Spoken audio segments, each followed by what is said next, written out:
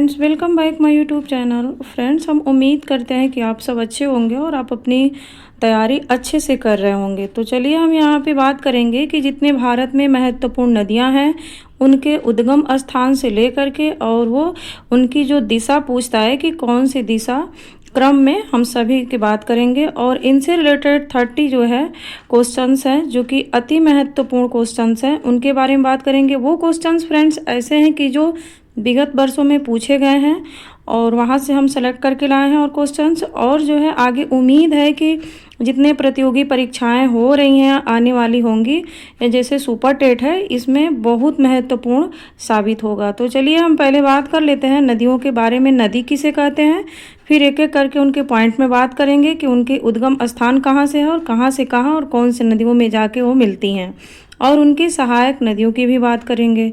तो सबसे पहले हम बात करते हैं यहाँ पर प्राकृतिक रूप से किसी निश्चित मार्ग में बहने वाली जलधारा को नदी कहते हैं। आपको नदी समझ में आ गया कि नदी हम किसे कहते हैं, कि एक निश्चित मार्ग में बहने वाली जलधारा को हम नदी कहते हैं। जैसे कि भारत की जो नदियाँ होती हैं ना, मुख्यतः दो भागों में बांटी गई हैं। तो हमारी एक हो गई हिमालयी नदियाँ और दूसरी होती है हमारी प्रायद्वीपीय नदियाँ। तो पहले हम बात करेंगे हिमालयी नदियों के बारे में। तो चलिए यहाँ पे जो हिमालयी नदियाँ हैं तो ये हैं सिंधु, गंगा और ब्रह्मपुत्र नदी।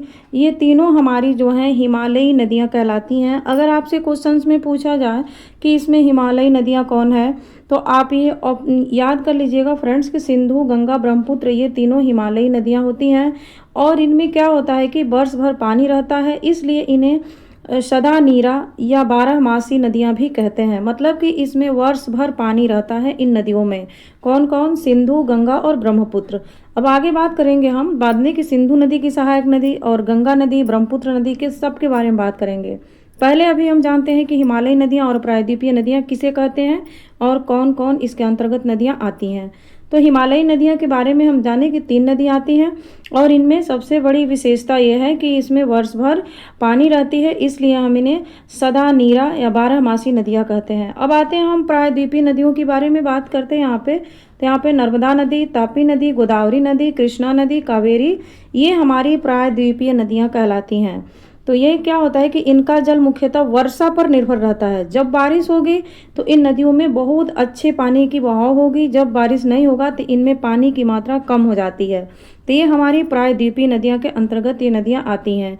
इनके बारे में भी हम एक एक डिटेल में बात करते हैं। यहाँ से फ्रेंड्स ये क्वेश्चन पूछा गया था, उत्तर से पश्चिम की ओर जो हिमालयी नदियां हैं, उत्तर से पश्चिम की ओर जो सिंधु नदी की जो सहायक नदी है, ये इनकी क्रम बताने के लिए। तो सबसे पहले उत्तर से पश्चिम की ओर अगर हम बात करते हैं तो सिंधु, झेलम, चिनाब, रावी, व्यास और सतलुज, ये उत्तर से पश्चिम की सिंधु की सहायक नदियों का क्रम है जो कि अति महत्वपूर्ण है। ये क्वेश्चंस में पूछा गया है फ्रेंड एग्जाम में। अब आते हैं हम उत्तर भारत की नदियों की बात करते हैं। उत्तर भारत की बात करें तो गंगा, यमुना, घाघरा, गंडक, कोसी और सोन, ये हमारे उत्तर भारत की ये जो क्रम है नदियों का ये है।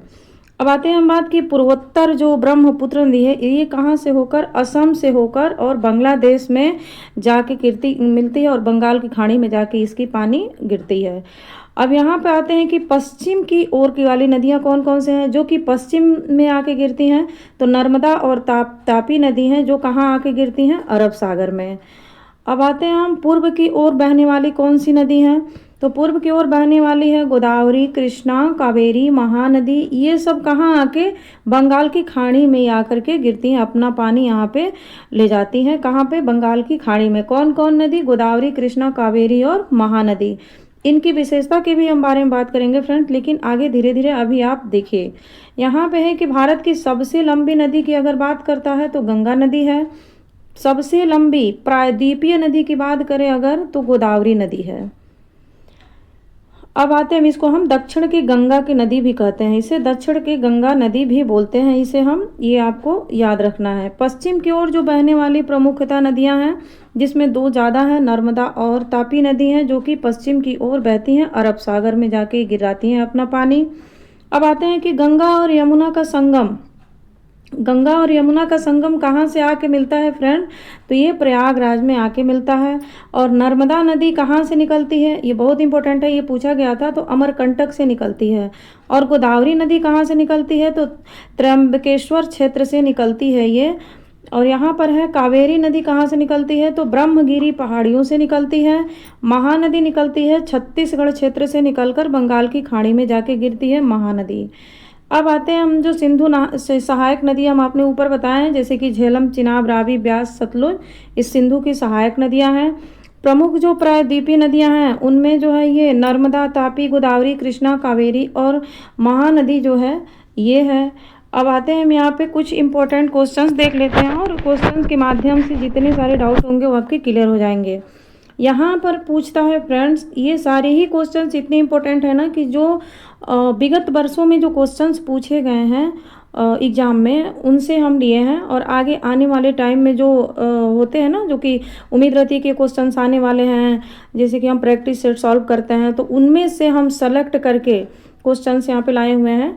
तो भारत की सबसे लंबी नदी यहाँ पे पूछा है कौन सी है? तो भारत की सबसे लंबी नदी आप सबको पता है कि गंगा नदी है। बहुत ईजी सवाल है ये। आते हैं यहाँ पे कि गंगा नदी का उद्गम कहाँ से होती है? तो गंगोत्री हिमनद से होती है। गंगा की सबसे बड़ी सहायक नदी अगर पूछे तो यमुना नदी है। ये फ्रेंड्स पूछा गया था। गंगा की सबसे बड़ी सहायक नदी कौन सी है? तो कोसी, ब्यास, सतलुज और यमुना दे दिया था, तो यहाँ पे यमुना ही होगा। अब आते हैं यहाँ पे कि यमुना नदी का उद्गम कहाँ से होता है? तो यमुनोत्री हिमनद से होता है। गंगा नदी का उद्गम गंगोत्री हिमनद से होता है, और यमुना नदी का उद्गम यमुनोत्री हिमनद से होता है। तो यहाँ पे कि ब्रह्मपुत्र नदी का उद्गम कहाँ से होता है? तो तिब्बत के जो मानसरोवर क्षेत्र के निकट से ब्रह्मपुत्र नदी का उद्गम होता है, और ये असम होते हुए बंगाल, बांग्लादेश में और फिर बंगाल की खाड़ी में जाके अपना पानी गिराता है, और वहीं पे ये गंगा नदी से मिलता है, जिसे वहाँ पे हम मेघना या पद्मा बोलते हैं। ब्रह्मपुत्र को तिब्बत में किस नाम से जाना जाता है? तो जो ब्रह्मपुत्र नदी जो आती है वहाँ से अपना पानी वो नदी बहते हुए आती है, तो वो यहाँ पर ब्रह्मपुत्र नदी को तिब्बत में हम सांगपो बोलते हैं। बहुत महत्वपूर्ण है ये। अगला है यहाँ पर कि जो गोदावरी नदी है इसको किस नाम से जानते हैं? हम आपको ऊपर बताए भी हैं कि इसे दक्षिण गंगा के नाम से जानते हैं गोदावरी नदी को। गोदावरी नदी का उद्गम स्थल कहाँ है? ये बहुत इंपॉर्टेंट है, ये भी पूछा गया है कि गोदावरी नदी का उद्गम कहाँ से है, कहाँ से ये नदी निकलती है? तो ये निकलती है त्र्यंबकेश्वर, महाराष्ट्र से निकलती है ये। आते हैं यहाँ पे कृष्णा नदी का उद्गम स्थान कहाँ से है, ये कहाँ से निकलती है? तो महाबलेश्वर। ये कहाँ पर है? महाबलेश्वर महाराष्ट्र में है, और यहाँ से कृष्णा नदी का उद्गम स्थान है। नर्मदा नदी का उद्गम स्थान कहाँ से है फ्रेंड्स? तो ये नर्मदा नदी निकलती है अमरकंटक से, जो कि कहाँ है? मध्य प्रदेश में। ताप्ती नदी का उद्गम कहाँ पर है? तो ये मुल्ताई, ये है मध्य प्रदेश में। मतलब नर्मदा और ताप्ती दोनों नदियों का उद्गम स्थान मध्य प्रदेश से निकलती है, अमरकंटक पहाड़ी से। आते हैं नर्मदा नदी किस सागर में अपना पानी गिराती है? तो ये अरब सागर में पानी अपना गिराती है पश्चिम की ओर। आते हैं यहाँ पे ताप्ती नदी किस सागर में गिरती है? तो ताप्ती और नर्मदा दोनों ही अरब सागर में गिरती है। किस दिशा में? पश्चिम की ओर। आते हैं भारत की सबसे बड़ी प्रायद्वीपीय नदी कौन सी है? तो ये गोदावरी नदी है। और यहाँ पर है कि कावेरी नदी का उद्गम कहाँ से होती है? ताल कावेरी कर्नाटक से होती है कावेरी नदी का। तो है महानदी का उद्गम कहाँ से होता है? तो सिहावा, छत्तीसगढ़ में सिहावा है, वहाँ से होती है महानदी का उद्गम। चंबल नदी किसकी सहायक नदी है? तो चंबल नदी यमुना की सहायक नदी है, और गंगा की सहायक नदी यमुना नदी है, और यमुना की सहायक नदी चंबल, बेतवा, केन तीनों ही यमुना की सहायक नदियां हैं। ये बीपीएससी में पूछा गया क्वेश्चन है फ्रेंड्स। सोन नदी किसकी सहायक नदी है? तो सोन नदी गंगा की सहायक नदी है। घाघरा नदी किसकी सहायक नदी है? तो ये भी गंगा की सहायक नदी है। तो गंगा का क्वेश्चंस में दे करके और ये पूछ लेगा ऑप्शन में कि ये किसकी सहायक नदी है, इसके लिए क्वेश्चंस बहुत महत्वपूर्ण है फ्रेंड्स। कोसी नदी को किस नाम से जाना जाता है? तो कोसी नदी को बिहार का शोक कहा जाता है। क्यों कहा जाता है? क्योंकि ये गंगा की सहायक नदी है कोसी नदी, और जो है ये क्या करती है, जब भी आती है बिहार में बहुत जो है भारी तबाही होती है, बाढ़ आ जाती है वहाँ पे फ्रेंड्स, जो कि अभी आप लोग फिलहाल देख सकते हैं। तो इसीलिए बिहार का शोक कोसी नदी को कहा जाता है। अब आते हैं, ये भी क्वेश्चंस पूछा गया था कि दामोदर नदी को किस नाम से जानते हैं, तो बंगाल का शोक जो है दामोदर नदी को कहते हैं, क्योंकि दामोदर नदी जो है बंगाल में क्या करती है, वहाँ पे बाढ़ लाती है, उसकी पानी से बाढ़ आती है वहाँ पे बंगाल में। लूनी नदी कहाँ समाप्त होती है, तो लूनी नदी समाप्त होती है कच्छ के रण में। कच्छ के रण मतलब जो फ्रेंड्स की यहाँ पर है ना, यहाँ पे जो पश्चिम की एरिया है, यहाँ पे जहाँ महाराष्ट्र गुजरात है, यहाँ पे ये कच्छ के रण है, यहाँ पर लूनी नदी समाप्त हो जाती है। अब आते हैं यहाँ पे फ्रेंड्स कि भारत में सबसे अधिक लंबाई वाली नदी कौन सी है, तो 2525 किलोमीटर ये जो है गंगा, ये जो है भारत की सबसे अधिक लंबी नदी है। कौन सी नदी भ्रंश घाटी से होकर बहती है, तो भ्रंश घाटी से होकर नर्मदा नदी बहती है। तो फ्रेंड्स यहाँ है नर्मदा और ताप्ती नदियाँ किस दिशा में बहती हैं, तो ये नर्मदा और ताप्ती नदी ये जो है मध्य प्रदेश से निकलती है और कहाँ, पश्चिम दिशा में अरब सागर में अपना पानी जाके गिराती है। तो ये दोनों नदियाँ पश्चिम दिशा की तरफ बहती हैं। अब आते हैं यहाँ पे कि कृष्णा नदी की प्रमुख सहायक नदी कौन सी है, तो कृष्णा नदी की जो प्रमुख सहायक नदी है तुंगभद्रा है, ये भी पूछा गया था। और गंगा ब्रह्मपुत्र के डेल्टा किस नाम से प्रसिद्ध है, सुंदरबन से प्रसिद्ध है। और ये कहाँ है सुंदरबन की डेल्टा, तो आप लोग फ्रेंड्स कमेंट बॉक्स में बताइएगा कि सुंदरबन का डेल्टा कहाँ पर है, जहाँ गंगा और ब्रह्मपुत्र एक साथ मिलते हैं एक जगह पे, और वहाँ पे सुंदरबन डेल्टा का निर्माण होता है, वो कौन सी जगह है, जगह का आपको नाम बताना है। तो फ्रेंड्स यहाँ पे है, नेक्स्ट क्वेश्चन है कि भारत और बांग्लादेश में गंगा को किस नाम से जाना जाता है, तो भारत और बांग्लादेश में गंगा को हम पद्मा के नाम से जानते हैं। यहाँ पे ब्रह्मपुत्र नदी भारत में किस राज्य में प्रवेश करती है, तो भारत में अगर ब्रह्मपुत्र नदी अगर प्रवेश करती है तो सबसे पहले अरुणाचल प्रदेश से प्रवेश करती है।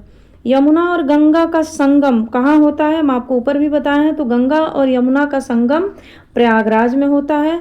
बहुत महत्वपूर्ण है फ्रेंड। तो आई होप कि ये हमारा 30 क्वेश्चंस आपको पसंद आया होगा और आपको समझ में भी आया होगा।